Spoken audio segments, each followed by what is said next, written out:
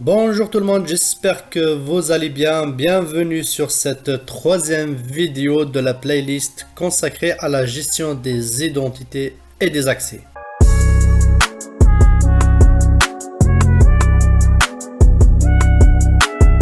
Avant de commencer, je vous invite à me soutenir en vous abonnant à la chaîne, à partager ou à en parler de la chaîne autour de vous. Ça motive énormément à en faire et à partager les connaissances davantage. N'oubliez pas aussi d'activer la petite cloche pour ne pas manquer les prochaines vidéos. Sans trop tarder, commençons notre présentation. Dans la première partie de la vidéo consacrée aux fonctions de base de l'IAM, on avait abordé les processus qui nous permettaient d'alimenter notre référentiel endroit et utilisateur. Donc je vais repartir du schéma de la dernière vidéo pour ajouter les autres fonctions de base de l'IAM.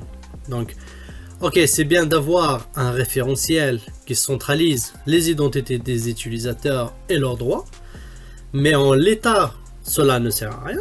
C'est pas tout à fait vrai, mais on va le voir plus tard dans la vidéo.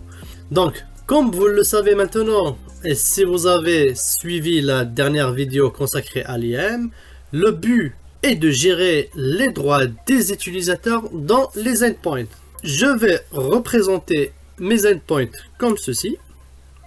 Donc, car un endpoint peut être différents types, c'est-à-dire il peut être soit un serveur Linux, il peut être aussi un serveur Windows,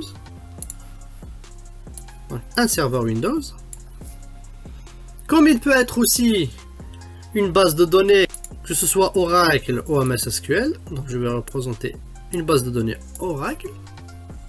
Et il peut être aussi une application quelconque de type Java, PHP, etc. D'accord? Donc ça, je vais représenter mes applications. Ok. Donc maintenant qu'on a nos endpoints d'un côté et notre référentiel de l'autre, il faudrait bien avoir un processus qui nous permettra de faire le lien entre notre référentiel justement et nos endpoints. Donc ce processus, on l'appelle le processus de provisioning. D'accord? Donc je vais l'appeler provisioning. Donc le processus de provisioning. Donc il peut être automatique ou manuel, mais je ne vais pas rentrer dans les détails à ce niveau. Donc, et le provisioning se fait, donc je vais faire le lien entre mon référentiel et les endpoints, d'accord? Et le provisioning se fait essentiellement via des connecteurs spécifiques à chaque technologie qu'on veut provisionner. Ce qui n'est pas aussi ici tout à fait vrai, car il existe des protocoles qui nous permettent en fait de standardiser le provisioning. Je pourrais citer typiquement le protocole SCIM, en fait, qui est l'acronyme pour System for Cross-Domain Identity Management. Ici, on a ce qu'on appelle nos connecteurs.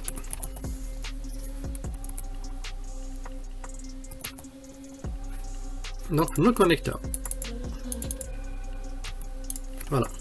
D'accord? Donc, le but de notre processus de provisioning, comme son nom l'indique, permettra au fait de créer les comptes des utilisateurs au niveau de nos endpoints et de provisionner les droits qui ont été attribués dans le référentiel. Et cela via le processus de demande d'habilitation qu'on avait aussi vu dans la dernière vidéo. Donc avec ce mode, on remarque bien que la sécurité est déléguée à l'application car les comptes sont créés dans les applications et que cette dernière possède en quelque sorte une copie des droits des utilisateurs. Donc au niveau de sa base de données. Donc il est très important de mettre en place des processus qui nous permettraient de contrôler et de vérifier que les droits sont bien synchronisés entre les endpoints et le référentiel, d'accord, qui est alimenté par nos processus. Et cela grâce au dernier point qu'on avait vu dans la première partie de la vidéo et qui est la recertification des droits, d'accord? Car une personne, par exemple malveillante, aurait très bien pu accéder à la machine, se créer des comptes, ou faire même une élévation de privilèges. D'où l'importance de ce processus de recertification des droits. Donc jusqu'à maintenant, on a présenté un premier mode qui permet de gérer les autorisations et les comptes au niveau de nos endpoints. On a une deuxième façon de gérer la sécurité des endpoints et qui est de demander aux endpoints eux-mêmes de passer par ce qu'on appelle un Identity Provider pour d'une part identifier et authentifier l'utilisateur qui voudrait se connecter à l'endpoint. D'accord? Donc on va présenter ça par ceci. On va dire que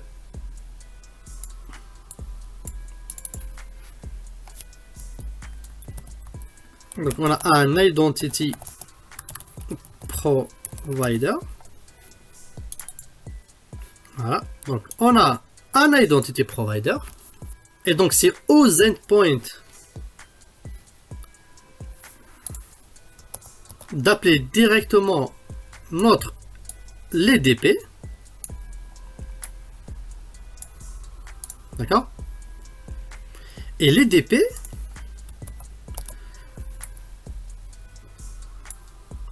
donc permet de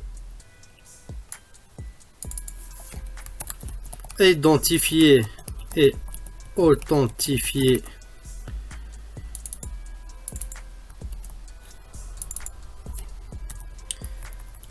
on va dire identifier et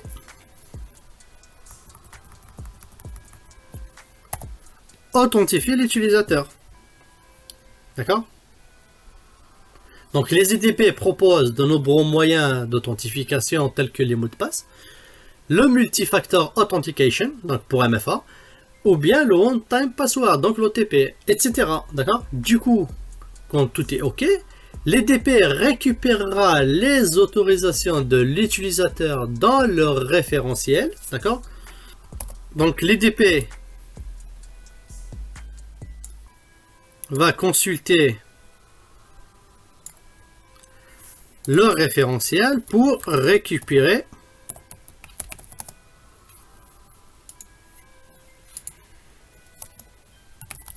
les droits. D'accord?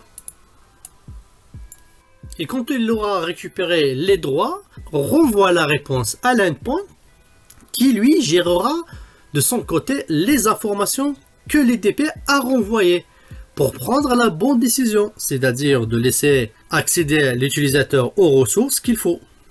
D'accord? Donc entre la communication, bien sûr, entre l'EDP, donc la communication se fait dans les deux sens, d'accord?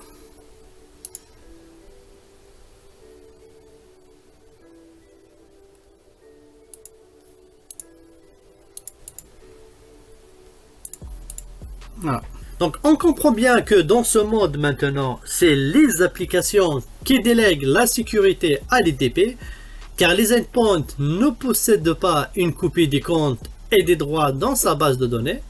Par contre, comme c'était le cas pour le référentiel, il faudrait s'assurer qu'on ait une architecture qui nous permettrait d'avoir une haute disponibilité dans notre EDP, ainsi que des performances acceptables, car c'est facile à déduire aussi que tous les endpoints, donc toutes les applications, vont taper dans notre EDP pour, d'une part, identifier et d'autre part, authentifier ses utilisateurs, d'accord, et récupérer aussi leurs droits. Donc si par exemple notre EDP tombe, bah, c'est tous les accès aux applications qui seraient impactés. Ce qui n'est pas le cas dans le premier mode, car les applications possèdent les comptes et les autorisations en interne grâce au provisioning. Et dans le pire des cas, si le processus de provisioning est amené à tomber, l'impact se ressentira plus sur les accès des utilisateurs qui sont plus à jour, ou bien l'absence de compte dans les cas des nouveaux arrivants, par exemple. J'espère que cette vidéo vous a plu et qu'elle vous sera utile. Dans tous les cas, n'hésitez pas à laisser des commentaires pour donner vos impressions. Je vous remercie, je vous dis à très bientôt pour une prochaine vidéo sur le domaine de l'IAM.